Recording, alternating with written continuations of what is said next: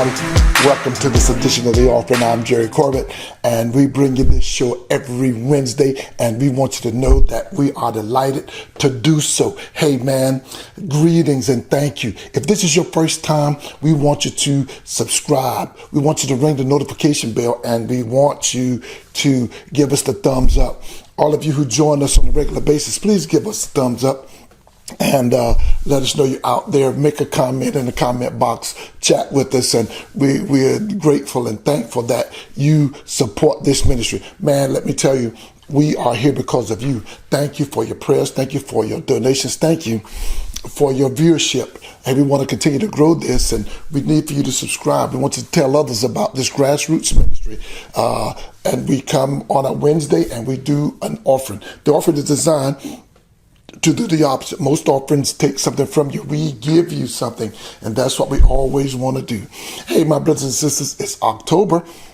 Yes, already October, and we want you to know that two big things are celebrated in October. I'm wearing purple because it's Domestic Violence Month, and we need to be careful because many are suffering silently in their homes, and their residences, and their private spaces because somebody is, wreaking havoc on them in those personal spaces. So let's make sure we are aware of that. The second thing, I'll be wearing pink some this month because it's also Breast Cancer Awareness Month. So to all the breast cancer survivors, hey, hang in there.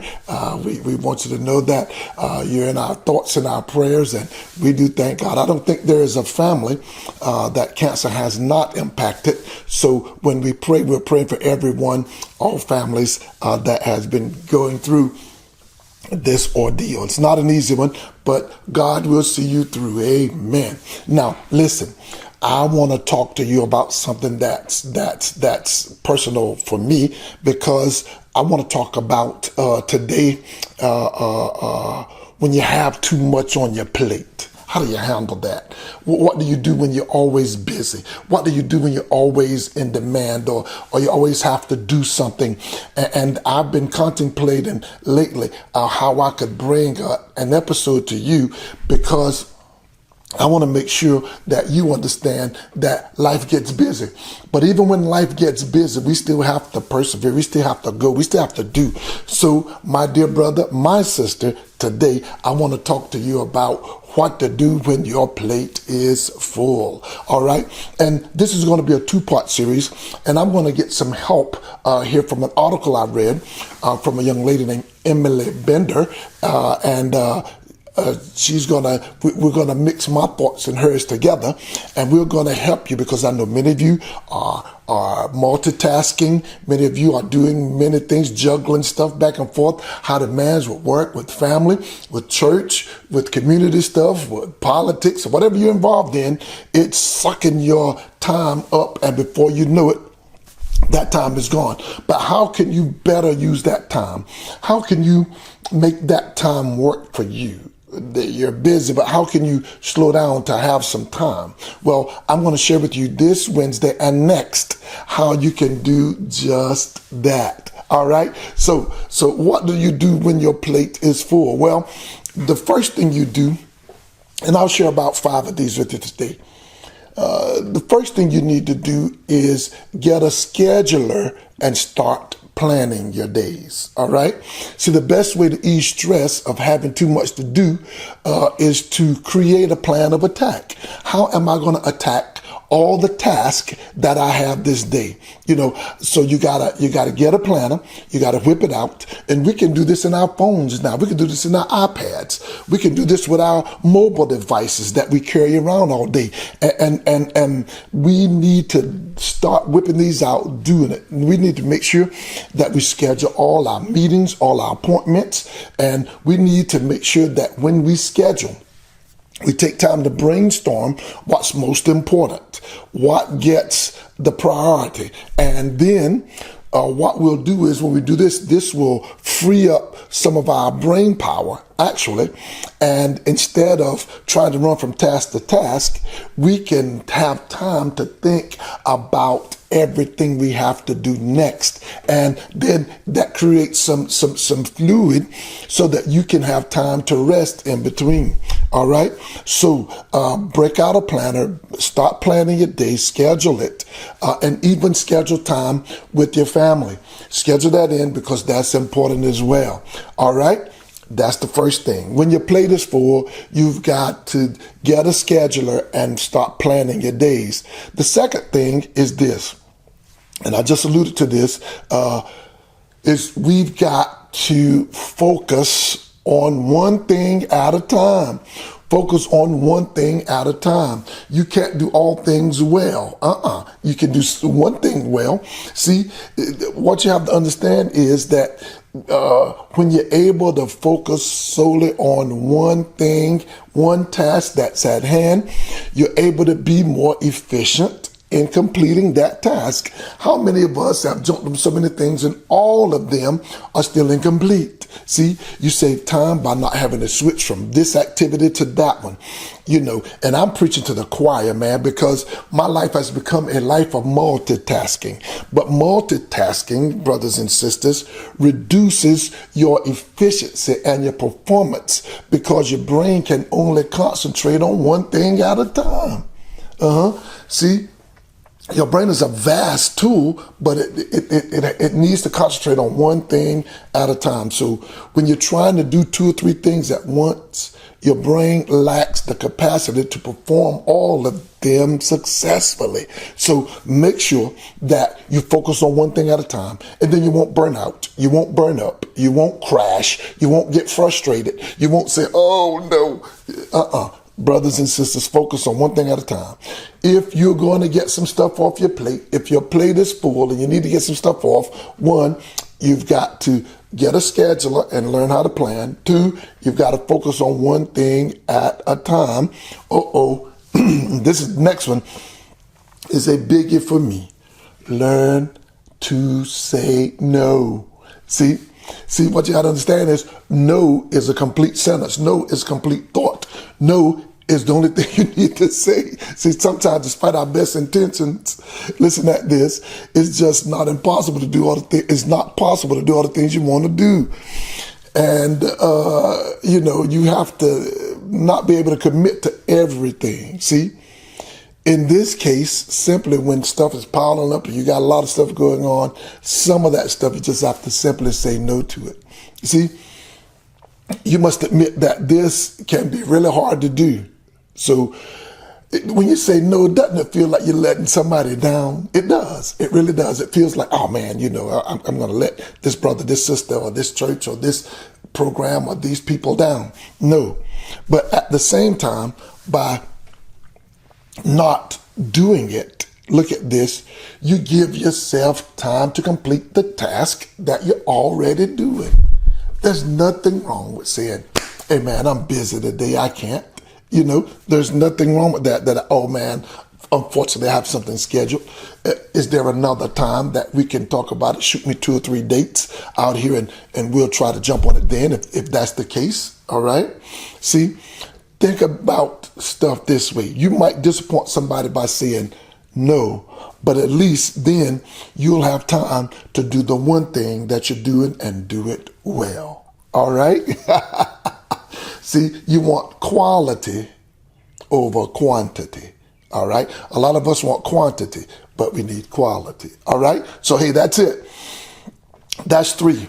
1, if you're going to get your plate clean, you got too much on your plate. 1, you got to get a plan and learn to schedule your day. 2, you got to focus on one thing at a time. And 3, learn to say no. Here's 4. Ask for help. That's another issue that I have. See, I'm preaching to me, see. Ask for help. If you just can't say no to something, you can't do one thing at a time. Your plate is piling up. Ask for help. See, there's a rule that says that we have to do everything ourselves, and we try to live by that rule. But don't you know that's no rule at all? We can't do it all. We need help. We don't live in this world by ourselves. No man, no woman is an island. And we've got to learn that. So listen at this. If we're in the position, learn how to delegate. At home, ask your spouse to help you out. Ask your kids to help you out. Ask for the help. Don't just throw this whole list on them, but explain, to them, hey, I'm feeling a little overwhelmed. This is all I got to do. Which one of these could you do for me and help me out? Odds are they'll help you. And in the future, they may even volunteer. Oh, yeah, hey, man, I got that for you. You know what I'm saying? So learn how to ask for help. All right? And then beyond home, you can ask for help from friends. You can ask for help from people that are around you, that you hang out with. And more than likely, if you just ask, more people would be more than happy to give you a hand and assist you. All right, here we go. So look at this. If you're going to get your plate clean from all the tasks, all the things that are overwhelming you, one, you've got to break out a scheduling plan. Two, you've got to focus on one thing at a time. Three, you've got to say no. And four, you've got to ask for help. And five, my dear brothers and sisters, you got to prioritize. You have to prioritize. See, when you have a number of things that you need to get done and they all seem equally important, it's hard to decide which one you're going to do first. All of them are important. So how am I going to prioritize? Which one am I going to tackle first? So instead of prioritizing, we just try to go at it and complete it. But no, you've got to get some order. So you have so many things to do. So you've got to see what's important. All right. And when you prioritize, you can't just say strict deadlines. You can't, because sometimes you got to give yourself room for error, room for delays, room for kinks and cogs. So you can't say in 8 hours, I'm going to do this. No, you have to give yourself a little leeway. Prioritize better. If you have 5 things to do, maybe you ought to say, well, prioritize, this is important today. This can wait until tomorrow. This can wait until Wednesday. This can wait until Thursday. See, learn how to prioritize what's best. You might need to get on the phone and say, hey, man, I know we talked about this doing this day, but listen, something has come up and I need to prioritize and da-da-da. Talk to people and let them know. Prioritize your day. Don't burn the candle at both ends, because you're going to burn up and you're going to burn out. All right? All right, man. Hey, let's do one more, and then we'll end this discussion and we'll move on to something else, okay? So now, the next thing you got to do, if you're going to do all of that, and this will be part 1, part 2, we'll start after this, you've got to get more sleep. If you are going to take some stuff off your plate, you've got to learn how to get more sleep. See, sleep is one of those things that we don't think much about, but it has a huge impact on our energy, on our mental capacity, on our productivity during the day. So, I mean, man, we've got to learn how to get sleep instead of wasting our time. Or to watch the end of this show, wasting our time. Or I'm going to run this. But sleep is so important, because sleep is what helps our body, listen at this, heal itself. So at night, when you know it's time to go to bed, you got to file away your thoughts, put them away. You got to clear out your brain. You got to release all those toxins. Breathe in, breathe out. Slow yourself down and rejuvenate. Get the rest, get the sleep you need. The fact is that without sufficient sleep, we won't be able to function very well, and we could end up really wasting our time because we have low energy and we just don't have the drive to do it. So get some sleep, rest well. All right. Hey, that's number 6. All right. So look at this. What have we talked about? We talked about when your plate is full, this is what you do. 1, you get a scheduler and your plan. 2, focus on one thing at a time. 3, you can learn to say no. 4, ask for help. 5, you need to prioritize. And 6, get some good sleep. Hey, my time is up. I'm Jerry Corbett. This has been The Orphan, and we'll see you next week. Until then, be good to yourself, be good to one another. I love you. Peace.